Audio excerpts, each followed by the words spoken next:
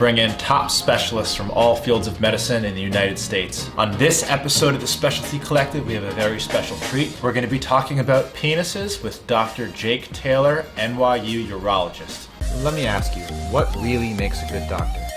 If you're not happy, how are you supposed to help your patients? Hey everybody, thanks for having me, Jay. It's a really kind intro for me. I really need transparency here because I'm working towards being one of the United States' best urologists, but right now I'm still in residency. So working every day to do that, but that's very kind of you. Happy to be here, happy to share a little bit about what a urology resident does every day. He's a little too humble. Dr. Jake is in his second year at NYU as a urology resident. Yep. One of the best guys I know. He always tells me about his super fun urology cases. There's really doctors love to talk about their weird fun cases. This guy's got the best ones I've ever heard. Maybe if we're lucky enough, he'll share one with us at the end of this video. Yeah, so if you watch maybe. through the end of this video, you might hear some fun stuff. But let's get right into it. The audience wants to hear about urology, which is one of the most sought after, one of the most competitive fields that there is. So I'm sure everyone's pretty interested in hearing about it. I'm going to start very broad, very umbrella. Tell us about urology. Sure, that's the best question to start with. Urology, most people really don't know exactly what it is. Urology essentially is the male and female urinary system, as well as the male reproductive system. So anything to do with kidneys, bladder, prostate, the ureters that connect the kidneys to the bladder, as well as anything going on with the male genitalia, is us. Conditions like kidney stones, conditions like any sort of urologic cancer, so kidney cancers, bladder cancers, pretty commonly prostate cancer, all that is dealt with by us, as well as male sexual function, male reproductive function, which for a large percent of couples is not just females, but is also males. That is dealt with by urologists. Very cool, exciting. And I just want to apologize in advance to everyone who's watching this video.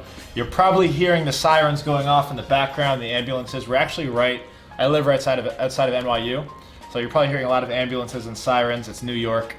Sorry about that. But let's move on to the next question. How many years of training does it take to become a urologist? Sure. So to become a urologist, it's a surgical field. So all surgical fields are 5 years of training. So you start with 1 year of internship and then 4 years of dedicated surgical training. That's the same in urology. So standard is 5 years. Sometimes you have 6 years with an extra year of research. If you want to subspecialize, you can subspecialize for another 2 years going into fellowship. And I know we'll get into a little bit more in that later, but that can be an additional 2 years of training on top of medical school. So anywhere between 5, 7, 8 years or so. Okay, and that's pretty standard for Yeah, it's a pretty short amount of time, residency. but yeah, pretty standard for a surgical residency. All right, very cool. Tell me, why did you decide urology? Sure. What were your options and why did you lean toward urology? Absolutely. Even before medical school, but getting into medical school, I knew I wanted to do two things. One of those things was surgery, and the other thing was working with cancer patients. From a surgical perspective, I really enjoy doing things with my hands.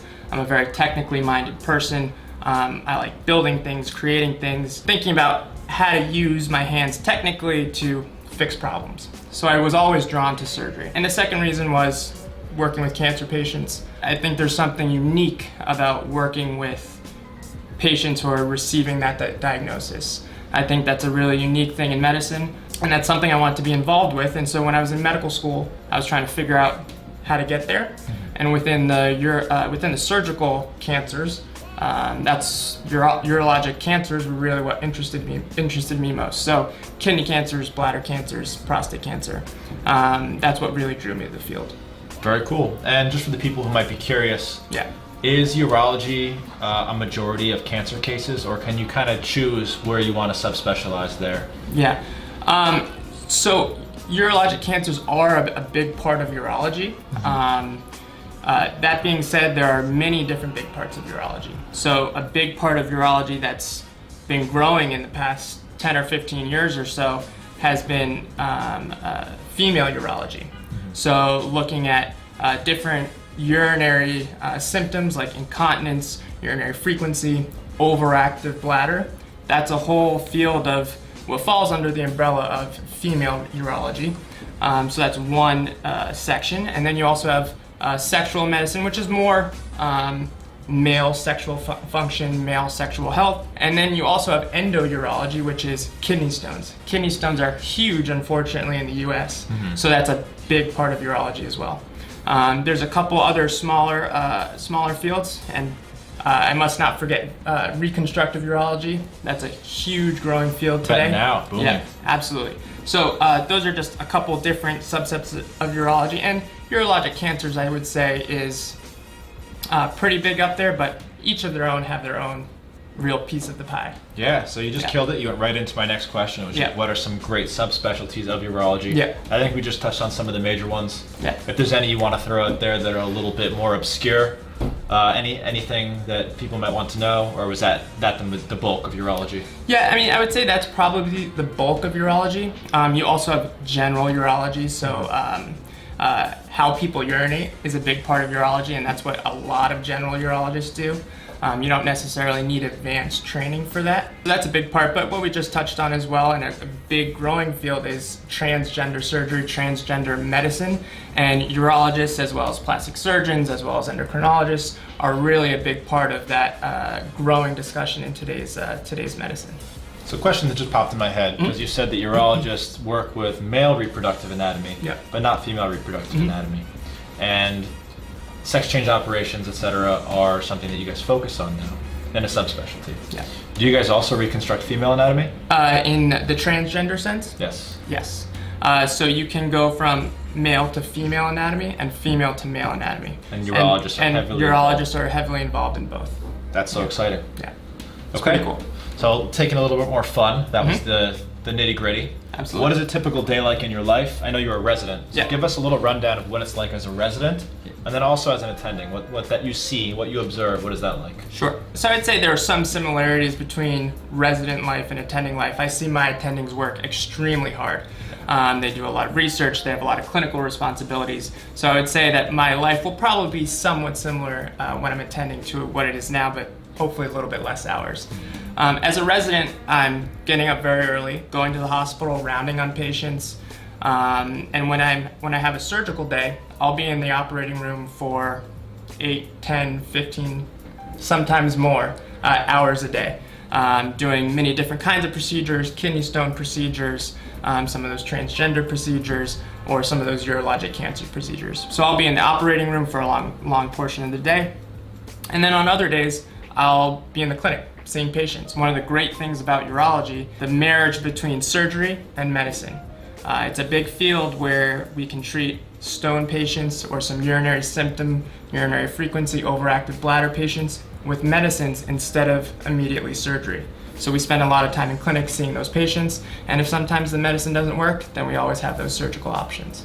Very cool. That was a great answer. So now, a big hot topic for this series is how do you get in? So what I want to ask you is, how competitive is urology, and what are the board scores that people should be looking to getting if they want to be competitive for matching in a urological residency? Yeah, absolutely. So it's plain and simple, urology is a hard field. It's a hard field to get into. It's very competitive. It's right up there with, the classic difficult fields to get into: plastic surgery, orthopedic surgery. So you need a high board score. I would usually say a threshold of 240 on the USMLEs is a threshold where you can get yourself in the door. Yeah, probably at least. I wouldn't say though that people with 230s and 235s never get in. It just might be a little bit more difficult. Obviously the higher the better, but boards aren't everything. I always tell medical students and pre-med students all the time, if you want to do something and you put your mind to it, a score is just a score, and you can create the rest of your application to make you competitive to get into that field. Definitely. Are urological residencies looking for prior research and you're doing medical school? Yeah, I would say yes. Urology is a very heavy research field. It doesn't necessarily need to be in urology. It needs to show that you're committed to research in some sense, committed to advancing the fields of medicine, or it could be something a little different, like health policy or business or something like that, that still has an effect on medicine, but isn't directly urology. But yeah, research is definitely important in medical school, starting early, finding a mentor early, finding some projects that are just interesting to you and getting something done. Awesome. Yeah. And now the golden question, because everyone always talks about, Yeah. you know, lifestyle, salary. How do urologists do financially? Sure. Financially, I'm not quite there yet. No, you're a resident. Still resident. But we tend to do pretty well from what I've read and what I've heard. It depends on whether you're in academic or private practice. Private practice, you can tend to make a little bit more. Your hours are probably a little bit better. But I would say the average salary is probably in the range of $350,000. That's a guess though. I don't know for sure. I'm checking right now. What does it say? Let's see, 2017. It is the 4th highest paying specialty with a national average of $400,000 a year. Pretty close. On salary, that's pretty good. Pretty close. Yeah, this is stuff that people want to know. On top of that, we've got cardiology at 410, plastic surgery at 440, and orthopedics at 489. Just for your information, but urology right up there with the other ones. Awesome. Absolutely. Good stuff. All right, so right on down this list.